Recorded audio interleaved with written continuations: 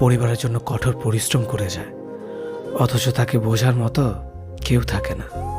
শেষবারের মতো আরেকবার চেষ্টা করে দেখি। পৃথিবীতে এই চিন্তাটাই অনেক সফল মানুষের জন্ম দিয়েছে। অভাব আর অভিযোগ এমন একটা জিনিস যা অন্যের কাছে না বলাটাই ভালো।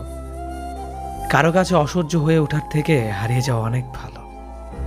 বন্ধুত্ব কখনো হারায় না, হারিয়ে যায় সেই মানুষটি যে বন্ধুত্বের মূল্য দিতে পারে না।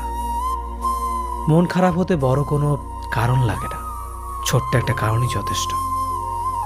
অর্থই সব, এটাই নিশ্চিত। অর্থ থাকলেই মনে শান্তি থাকবে। মানুষ পরিস্থিতির কাছে সবসময় অসহায়। মানুষ ইচ্ছে করে কখনো কষ্ট পেতে চায় না, কারো কাছে লজ্জিত হতে চায় না। কিন্তু ভালোবাসলে কষ্ট পেতে হবে যেন মানুষ ভালোবাসতে ভালোবাসে।